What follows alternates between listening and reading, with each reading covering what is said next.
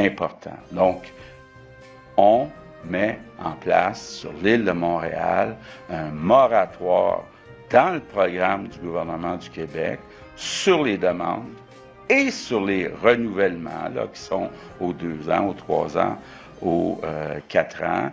Donc, ça, c'est l'essentiel de l'annonce aujourd'hui. Donc, je termine en vous disant, ce qu'on annonce aujourd'hui, c'est un premier pas. Certains vont peut-être dire c'est un petit pas, mais il faut comprendre là, que, on a besoin de plus de pouvoir avec un projet de loi pour les étudiants. 2, le gros des immigrants temporaires, là, 420 000 sur 600 000, ça relève d'un programme du gouvernement fédéral. Donc, quand M. Duclos dit ce matin « j'aurais voulu être invité », bien, on va l'inviter quand il va agir sur les 420 000 qui sont contrôlés par le fédéral. Aujourd'hui, on parle du PTET qui est contrôlé par le Québec. Oui, on a besoin techniquement de l'accord du gouvernement fédéral, puis on l'a obtenu hier, mais il est temps que le gouvernement agisse sur les 420 000.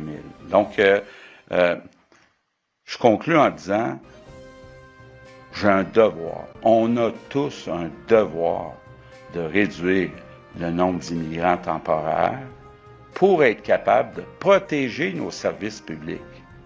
On l'a vu là, au cours des derniers jours, il nous manque d'enseignants. Puis là, on augmente des dizaines de milliers d'enfants, entre autres, à cause des immigrants temporaires. Santé, même chose. Logement, je le disais tantôt, on ne peut pas ajouter 300 000 personnes qui ont besoin de plus de 100 000 logements en 2 ans, puis espérer qu'on va être capable de construire ça. Donc, il en va aussi de toute cette pression sur le logement. Puis finalement, ce qui est, en tout cas pour moi, le plus important, on doit absolument réduire le nombre d'immigrants à Montréal pour protéger le français. Donc sur ce, je passe la parole à Christine Fréchette qui va vous expliquer les modalités de notre annonce d'aujourd'hui.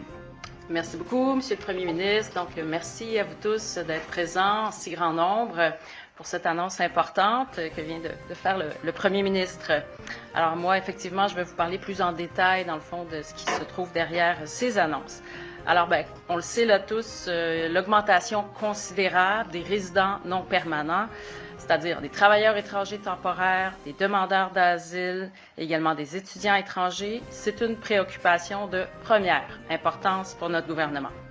Le nombre de résidents non permanents au Québec, on le voit bien sur le graphique, le premier ministre vient de nous le rappeler, a presque doublé entre 2021 et 2024, passant donc d'environ 300 000 à 600 000 au 1er avril dernier. La présence de ces résidents non permanents, ça a des impacts multiples, à la fois sur l'activité économique, à la fois sur le marché du travail, sur l'identité linguistique, sur la présence du français, sur la disponibilité de logements, particulièrement des logements abordables, parce que ce sont ceux qui sont recherchés en premier lieu, et également sur la demande et l'offre de services publics. J'entends par là des services de santé, d'éducation, programmes d'aide sociale, dont maintenant 31% des prestataires sont des demandeurs d'asile, et je pourrais continuer l'énumération comme ça. Mais dans ce contexte, il nous apparaît essentiel de limiter la croissance du nombre de ces personnes, des résidents non permanents, sur le territoire québécois, lesquels viennent s'ajouter aux personnes immigrantes accueillies de façon permanente. Parce que vous savez qu'on a un plan annuel pour l'immigration permanente. Bon, étant donné que le Québec n'a aucun contrôle sur l'arrivée des demandeurs d'asile sur son territoire, on a demandé, comme vous savez, au gouvernement fédéral de mettre en place un mécanisme de répartition pour les demandeurs d'asile à l'échelle du Canada et une diminution de 50% de ceux qui viennent au Québec. On demande aussi au fédéral de resserrer les critères d'admission pour les visas de visiteurs, d'agir en amont parce que un trop grand nombre de ces pseudo-visiteurs viennent en fait pour faire une demande d'asile. Le Québec représente 22% du poids démographique du Canada, alors il est anormal qu'on ait reçu 50% des demandeurs d'asile du Canada ces dernières années. C'est beaucoup trop. Le Québec a également demandé au fédéral de réduire de moitié le nombre de travailleurs étrangers temporaires qui viennent à travers un programme complètement contrôlés par le fédéral, à savoir le programme de mobilité internationale, le PMI, sur lequel on n'a aucun contrôle